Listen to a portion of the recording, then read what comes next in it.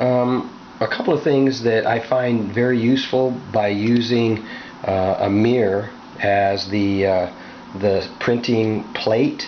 Of course, as you can see, I use blue tape on the surface because I do not heat the bed at all, which by heating it sometimes causes distortion and warping in the metal plate, which will indeed distort and warp the surface of the glass.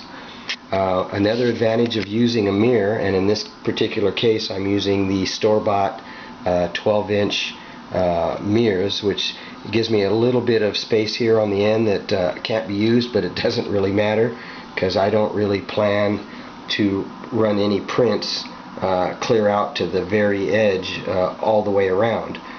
If I have an issue one way or the other, I would either just center whatever I'm printing, and in this particular case I'd probably most likely never have to deal with this little bit of distance right here on the edge.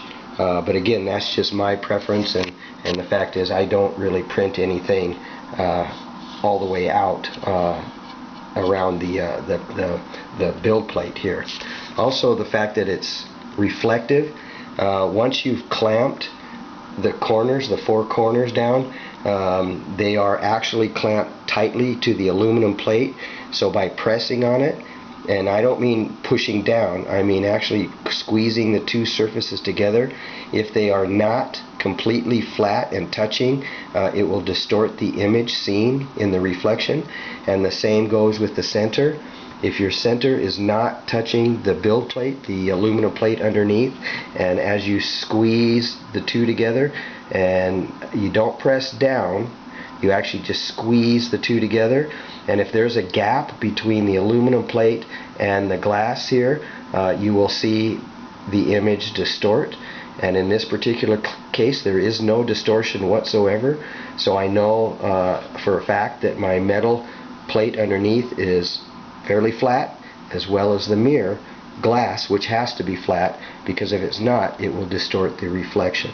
So I feel pretty confident that my surface is flat all the way across, and now all I have to do is deal with the leveling, and that would be the leveling of the entire build surface by using the adjustment knobs located underneath. There are 4 of them, 1 on each corner, and basically you go through the leveling calibration by turning the knobs a little at a time.